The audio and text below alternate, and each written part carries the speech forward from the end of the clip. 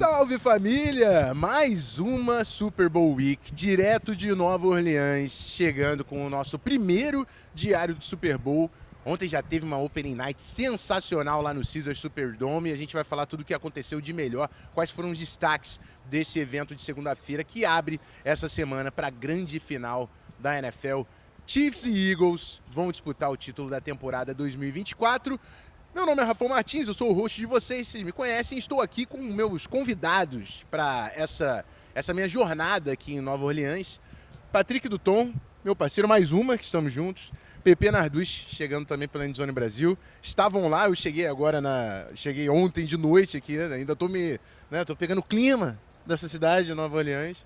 Mas estavam lá no Opening Night, vão falar um pouco pra gente também do que aconteceu de melhor por lá. Como é que vocês estão? O que tá achando aqui do clima de Nova Orleans? Você tava em Las Vegas no ano passado, dá pra sentir uma diferença? Pô, dá, cara, a gente tem amado essa cidade, né? Ela respira, assim, cultura, é muito legal a gente estar vivendo esse momento aqui. E o Opening Night foi maravilhoso. Os jogadores do Chiefs e do Eagles sempre muito atenciosos para falar com a gente, mandaram vários salves pro Brasil, sinal de que a gente tá ficando famoso. Ah, é. NFL cada vez maior no Brasil, a gente sabe. E aí, PP, como você tá? Cara, muito bem. Como o Patrick falou, New Orleans é uma cidade incrível. A gente que está ali hospedado no bairro francês, é uma região com muita cultura, que ela tá viva o dia inteiro, né? E também tudo muito legal aqui na cidade, a organização da NFL. E o Opening Night ontem foi o melhor momento até agora, mas vem muita coisa boa ainda por aí, né? Exatamente. Hoje, inclusive, né, tem já entrevista com os dois times, né? Vai ter a press conference com o Eagles e com o Chiefs, começando já já. A gente também vai trazer muito aí no @ da NFL Brasil, dos principais quotes, principais aspas desse momento. Mas hoje a gente vai falar um pouquinho de Opening Night e vamos falar também das principais histórias desse nosso Super Bowl. Dois times que já se enfrentaram há 2 anos atrás, né? O Jalen Hurts quebrando aí um tabu. Poucos quarterbacks perdem o primeiro Super Bowl e voltam para a final. O que vocês acharam da entrevista assim, dos dois times? Tem algum time que parece que chega mais confiante, tem um underdog ou tá meio parelho aí nessa situação? Me lembra muito um pouquinho a situação do ano passado, que a gente estava no Opening Night e a gente via o pessoal do Chiefs bem tranquilo, bem preparado e o outro time um pouco tenso. Eu achei isso do Eagles ontem, os jogadores um pouco tensos, né, de estarem lá, de ter essa pressão de que agora eles precisam ganhar, porque já perderam o primeiro confronto. E foi muito legal que a gente teve a oportunidade de entrevistar um dos jogadores do Chiefs e ele falou sobre a preparação do Chiefs, né? Como eles se preparam para cada jogo de forma diferente, como tem feito a diferença a coaching staff, né? O Andy Reid e o Spagnuolo, como eles gostam dessa coisa da preparação. E isso eu acho que é o grande diferencial do Chiefs. Eles têm um grande time, obviamente, mas o trabalho que a CT faz com esses jogadores, eu acho que ela consegue não só tirar o melhor deles, mas também preparar para qualquer tipo de adversidade. E tem toda a questão também da cultura do Kansas City Chiefs, né? A gente conversou com os jogadores sobre isso e é muito do que o Patrick falou. Eles têm um ambiente ali construído pelo Andy Reid, pelo Steve Spagnuolo, de muita confiança em saber que eles estão trabalhando com técnicos que vão estar no Hall da Fama da NFL. E por já terem passado pelo Super Bowl e terem vencido, eles têm aquela confiança de saber que eles já fizeram o necessário para ganhar e que eles têm um caminho das pedras. Quanto com os Eagles, foi aquela coisa muito parecida com o São Francisco ano passado, que o Patrick falou, da galera tensa porque é a segunda vez eles já perderam para aquele time, tinham muitos jogadores daquele time de 2022 que voltaram para esse time de 2024 dos Chiefs. O Juju Smith-Schuster, por exemplo, não esteve no Super Bowl do ano passado, voltou agora. Então, são climas diferentes, mas que não necessariamente diz que um time está mais preparado do que o outro. Eu acho que é a forma como eles encaram esse jogo. Os Chiefs são os favoritos. 3 vezes seguidas chegando no Super Bowl, podendo ganhar o three-peat, enquanto os Eagles é a concentração máxima, é o foco, é o tunnel vision no Super Bowl. Então é essa diferença de feeling mesmo, sabe? Eu queria pegar um pedaço da fala de vocês, falando sobre a preparação, né? Vocês falaram bastante sobre preparação e sobre esse time do Kansas City Chiefs. E tem um ciclo que acontece na NFL, que a gente consegue perceber. Você estava falando da comissão técnica, do quarterback. O Chiefs está chegando no 3º Super Bowl, podendo fazer o three-peat com o mesmo head coach, que é o chamador de jogadas do ataque. Com o Steve Spagnuolo, o mesmo coordenador defensivo. O Patrick Mahomes, obviamente, o mesmo quarterback. Então você tem ali, né, a base na música a gente fala da cozinha, da banda, né? Ela tá ali. Enquanto o Eagles perdeu os 2 coordenadores, perdeu o Shane Steichen, treinador principal do Colts, perdeu o Jonathan Gannon, foi pro Cardinals. Aí teve ano passado não foi legal, esse ano com 2 novos coordenadores, o Kellen Moore e o Vic Fangio. E o Kellen Moore já tá de saída pro New Orleans Saints, isso é o que parece, Exato. né? Tudo indica que ele vai ser o técnico do New Orleans Saints no ano que vem.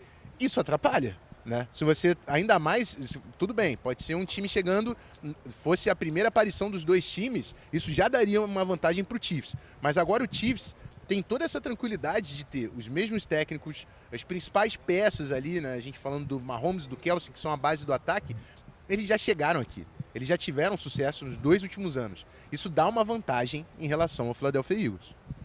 Rafão, eu como atleta, eu jogo futebol americano há 12 anos e acompanho a NFL há tantos e tantos anos. A gente não dá muito valor para coaching staff, quanto a gente deveria.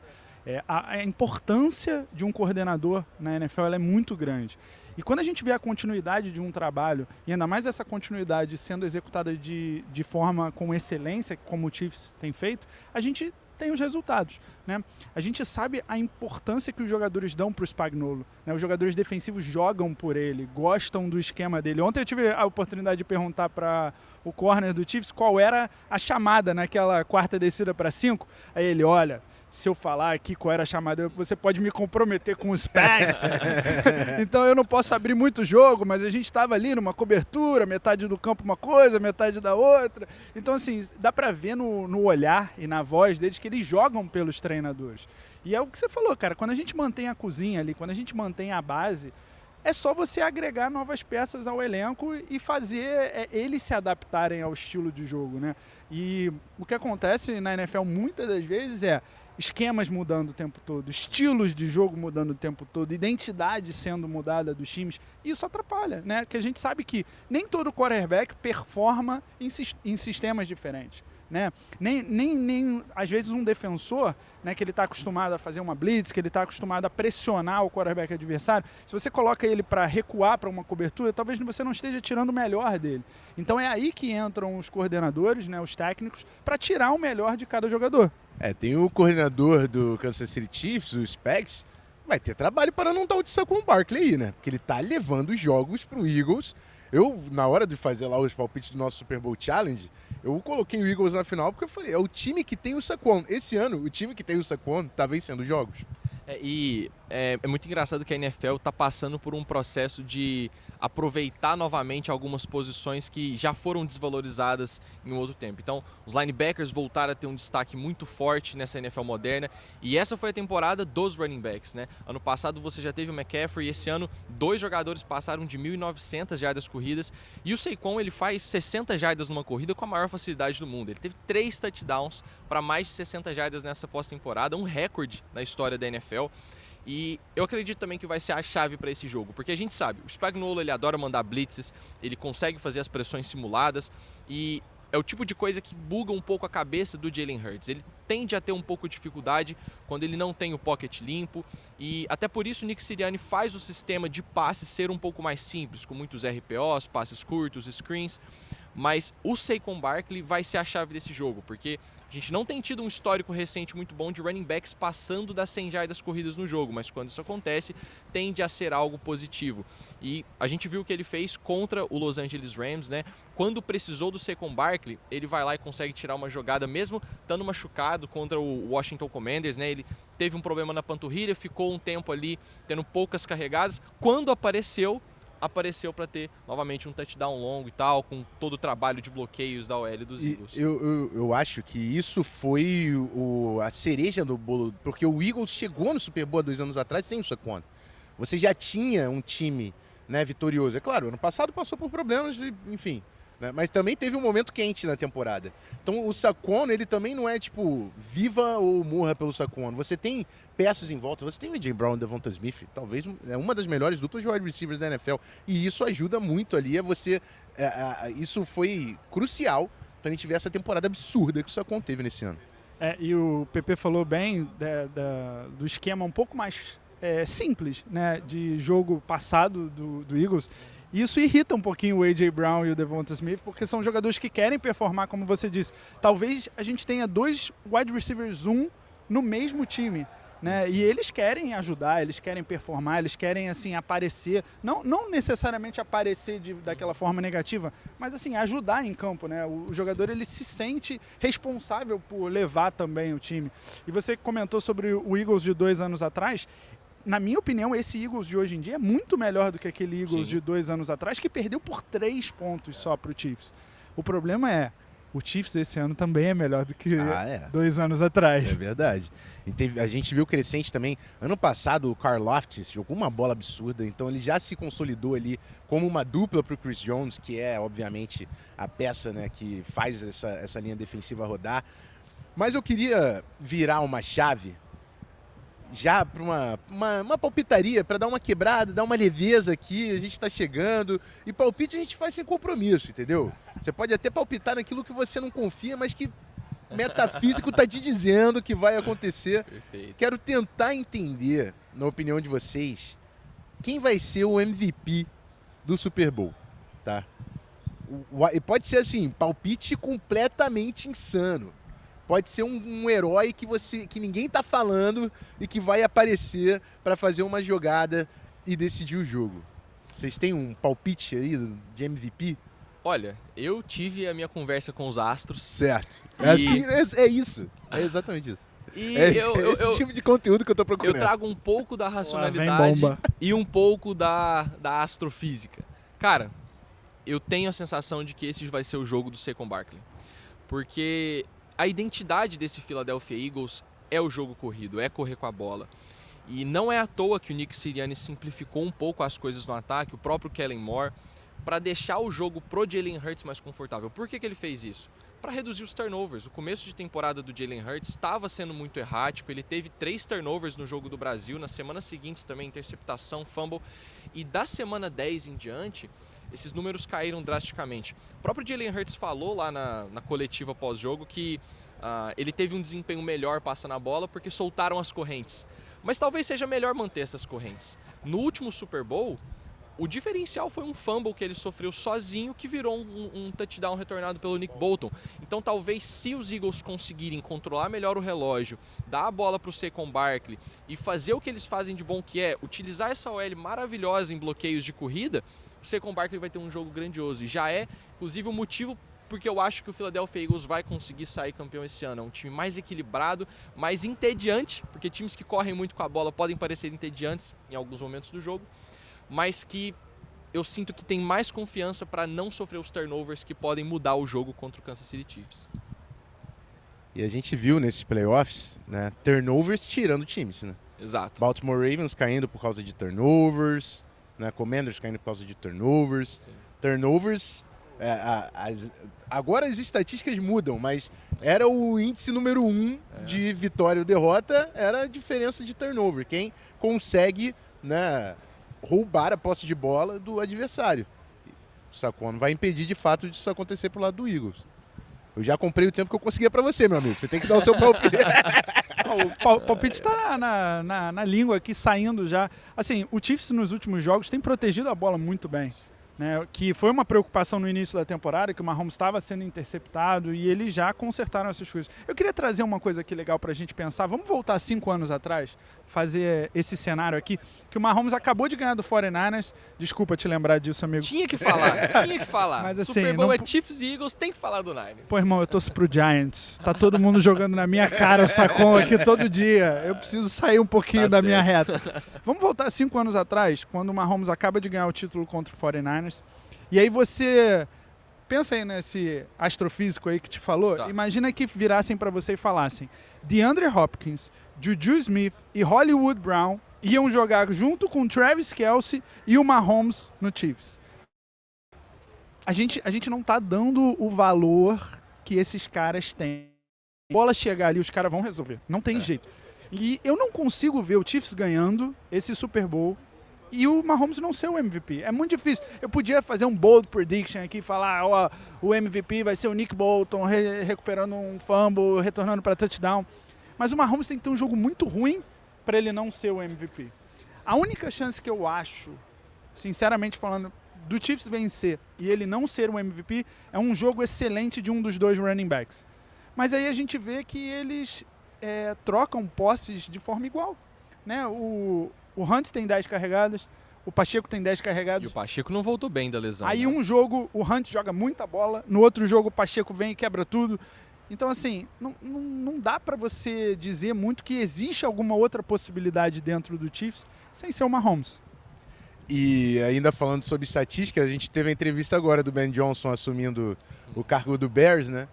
E aí ele estava falando por que ele aceitou o emprego no Bears, porque ele estava falando que ia escolher para onde ele ia, e ele falou que era por causa do Caleb Williams, porque a diferença de turnovers era o principal indicativo de vitória ou derrotas na NFL, mas que hoje é quarterback play, né, que está trazendo isso, e ele confiava no Caleb Williams. Porra, e o Kansas City Chiefs tem o cara aí que está querendo virar GOAT. Aí se você junta os dois, é a receita perfeita. É você diminuir os turnovers e você conseguir jogadas absurdas do seu quarterback. É só a gente olhar aí para a temporada do Commanders. Sim. Jaden Daniels teve uma temporada absurda, jogando muita bola e cometendo poucos turnovers. Porque o jogo terrestre foi um dos melhores da NFL também, jogando bola. Eu quero dizer... Agora, vamos lá. Momento palpitaria mais uma vez. Patrick Mahomes hoje já é o segundo maior quarterback da história da NFL? Pra mim, sem dúvida nenhuma. Cara, quando você olha o que o Patrick Mahomes fez nos primeiros 7 anos de carreira dele na NFL, é algo que a gente nunca viu na história da liga.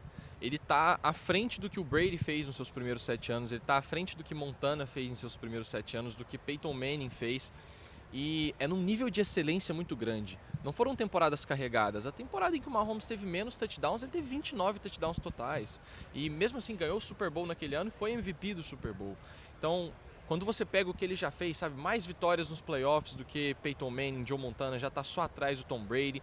E tudo isso sem um indicativo também que quando ele chegar aos 35 anos, ele vai estar caindo de rendimento, porque é um cara que trabalha muito bem a fisicalidade dele, o atleticismo, a mobilidade. A gente viu os treinos do Mahomes, é uma coisa sensacional.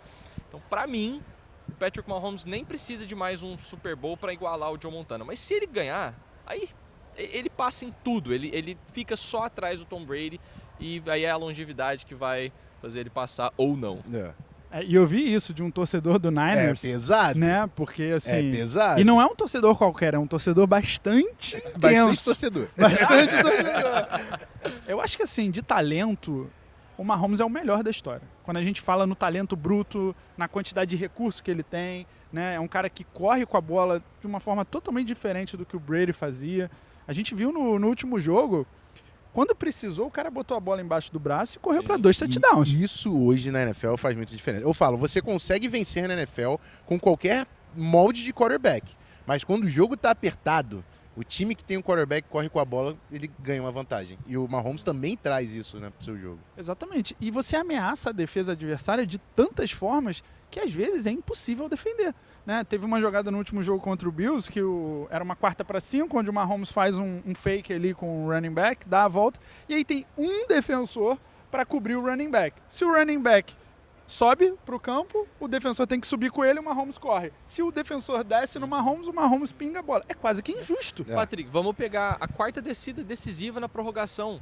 O que o Chiefs fez? Botou a bola na mão do Mahomes, o Nick Bosa passou batido, então é muito desleal. É quase indefensável, mas esse problema é do Vic Fangio, não é nosso.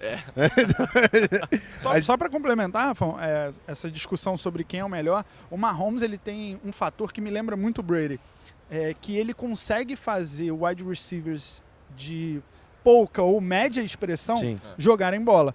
A gente lembra tanto do Super Bowl de 2 anos atrás contra o Eagles, ele foi campeão botando a bola na mão do Sky Moore, do Mecole Hardman, né? Então, assim, caras que não tinham... Valdez Scantling. Não tinham tanta expressão, né? Ano passado, ele fez o Rashee Rice ter uma temporada de franchise receiver. Esse ano, ele tá diversificando muito a bola. A gente vê o Noah Gray aparecendo, a gente vê todos esses receivers que eu falei. Ele botou um moleque que acabou de chegar do college, que a gente sabe que a diferença é grande, botou o Xavier Worthy para jogar bola. Né? E, assim, e ainda tem o Kelce lá, que é a válvula de escape dele, mas assim, que não é mais o Travis Kelce de 2 anos atrás. Sim. Então, assim, me lembra muito o Brady, porque ele consegue melhorar Quem tá em volta. quem tá à volta dele. Então, pra mim, isso é uma característica que poucos quarterbacks na NFL têm, ou tiveram. Meus amigos, esse foi o nosso primeiro diário de Super Bowl. Agora a gente tem... Já estamos saindo aqui direto, vamos pegar o shuttle para... Na conferência do Eagles e do Chiefs. Chiefs primeiro, depois Eagles. Amanhã a gente traz um pouco também do que eles falaram aí nesse momento de cada um dos times. Diário de Super Bowl até sexta-feira. Lembrando também do nosso NFL em Brasa, hein? Maior festa do Super Bowl fora dos Estados Unidos, em São Paulo, dia 7, 8 e 9 de fevereiro. Final de semana vai ser sensacional. Inclusive, Pepe Narducci, né? Vai jogar o nosso Creators Flag no sábado. Tava compartilhando o playbook. Competição vai ser maneira. Cara, eu não entro em competição se não for pra ganhar, então se preparem, não vou aliviar. É isso, NFL em Brasa, dia 7, 8 e 9 de fevereiro em São Paulo. nflembrasa.com.br, você consegue garantir o seu ingresso. Meu nome é Rafão Martins, amanhã eu tô de volta com vocês. Aquele abraço! Eu fui!